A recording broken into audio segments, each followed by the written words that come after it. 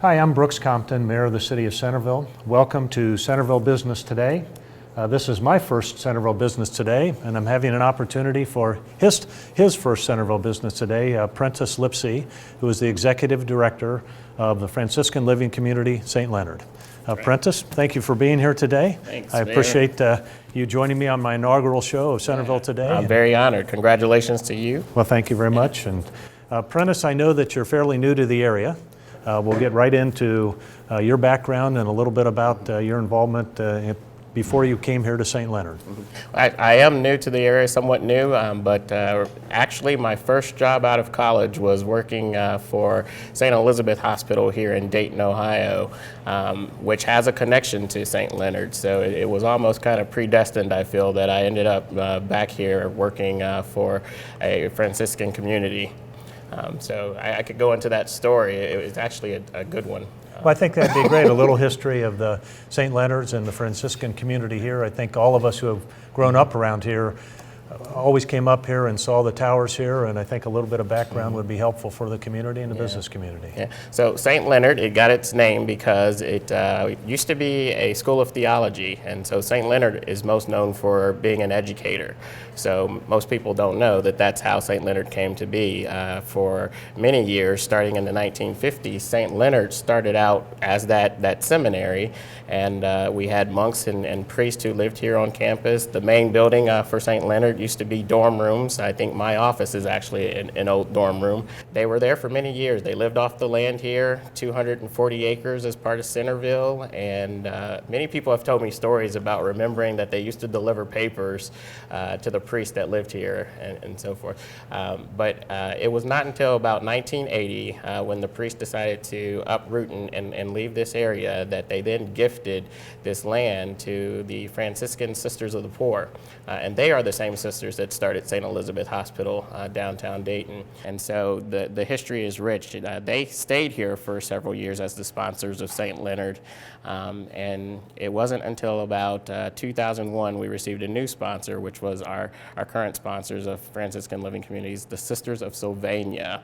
We're very proud of that heritage. So the only rule that we had when this land was given to us was that we carry on the Franciscan culture and heritage.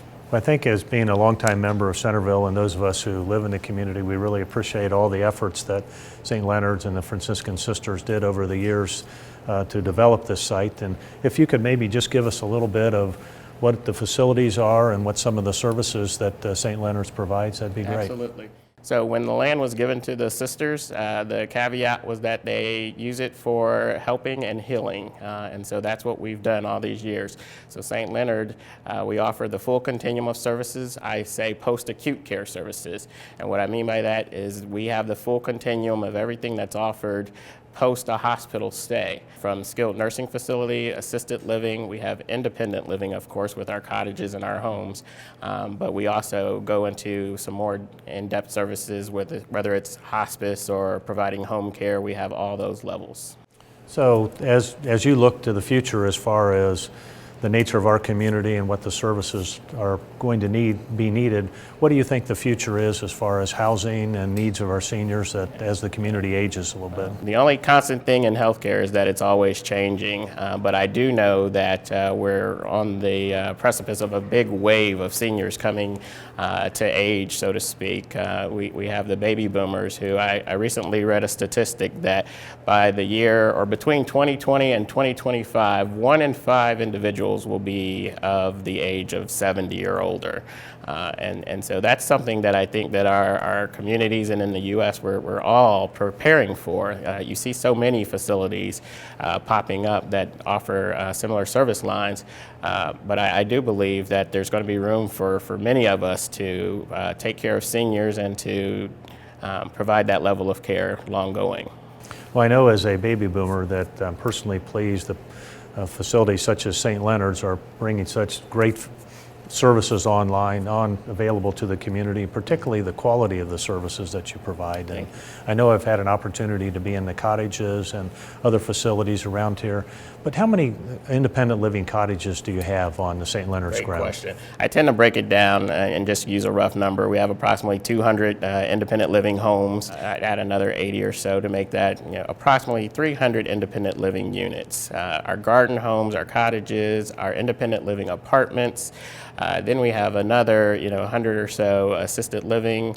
We provide memory care services. One of the things that we're very proud of are our rehab suites, private rooms that we provide to folks coming out of the hospital needing a quick transitional stay. And those are all private, and we try to promote those.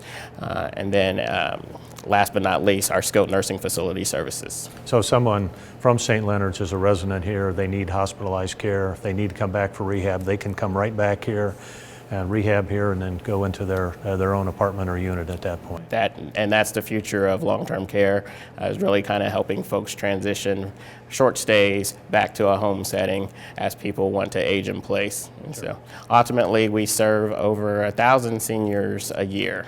With the 600 approximately units and apartments that we have, that's only part of it. We do somewhere around the tune of 50 admissions discharges into our skilled nursing facility every month.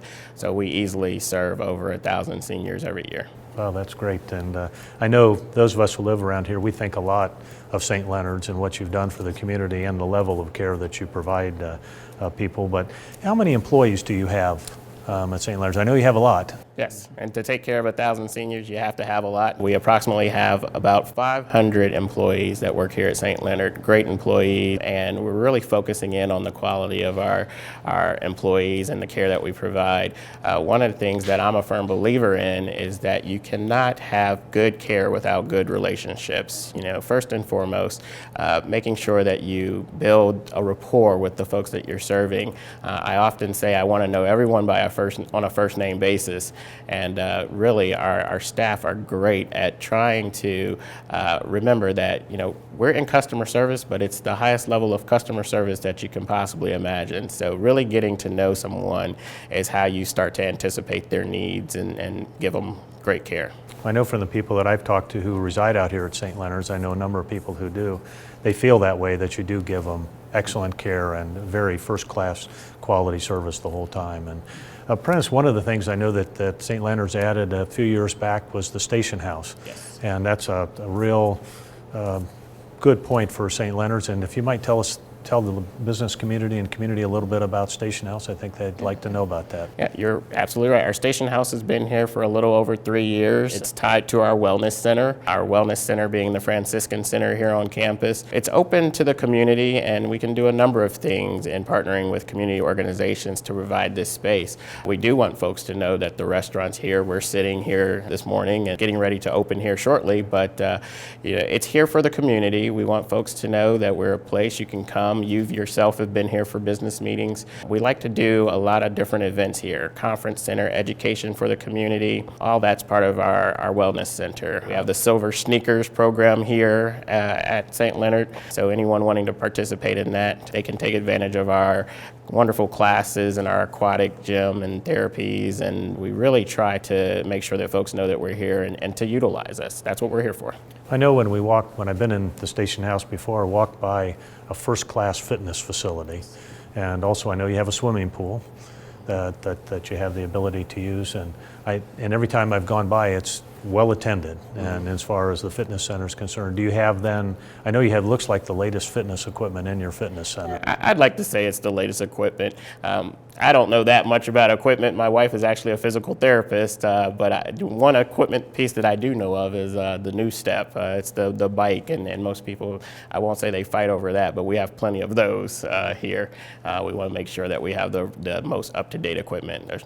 Of course. And it looked like you even had locker rooms in here if someone came here from one of the apartments and wanted to shower up, and it's really very nice facility. Yes, and that's a good point. Our locker rooms open. Our folks that come from the community, they change, they go do their workouts, and then they head home. But we now have over 2,000 members in just 3 years, where we started out wondering what would be the utilization of a wellness center located on a retirement community. we're proud to say that this year we broke 2,000 members. Oh, that's terrific. And I know there's a lot going on at St. Leonard's, and you might, if you have, tell us a little bit about some of the future events that the community can participate in and the residents here at St. Leonard's. Sure. Well, we want to be known as a vital life community, and what that means is, we want to make sure that we are taking care of a person's mind, body, and spirit. So we like to offer a lot more than just, the typical. So we have different programs that we geared towards, the entertainment side of life, and making sure that our residents in the community can come and enjoy those things. Before we started, we were talking about the murder mystery event that we have coming up in February. Of which you're playing a starring role, I understand. Playing a role. I don't know if I'm the killer, but not to be disclosed. Right. But it will be a murder mystery dinner, and we're looking forward to opening that up to the community so they can see what kind of fun we have. Okay. Yeah. I know in the fall you have a 5K run. Yes. I've had a good fortune to participate in that a couple times, and that's a lot of fun, and that winds throughout the St. Leonard's community on the grounds here, doesn't it? Yes, yes. We have a great park-like environment, trails, and everything for everyone to take advantage of. The 5K is one of our great things. We're starting to plan for a few more events that are coming up in the spring and towards the summer. One of them being we're going to do an auto show out here, but most importantly, we've been working with the city of Centerville to start to plan for a Baby Boomer Festival. We've just confirmed our date. As you know, we're looking at about August 6th. We're planning to have Elliot Newis, who is part of the group Hall & Oates. He will be our headliner, and we want folks to know we're out here. We want to partner with the city of Centerville. We want to make use of this great, vast park-like environment that we have, and so we want to open it up and make sure that everybody feels comfortable coming here and recognizing that we want to be a good neighbor. Well, just from a standpoint, so the upcoming events, the murder event in February, the auto shows coming up, the Boomer Festival, the 5K run. I know that you participate in a lot of other activities around the community, some in Americana and things of that sort. And I know we really appreciate that, but all the different things that you do provide the community and your own residents to participate in. One thing, just to follow up a little bit, as far as the community itself, when you think of, what do you think of in terms of long-term for St. Leonard's as far as any expanding of facilities that you might have in the future?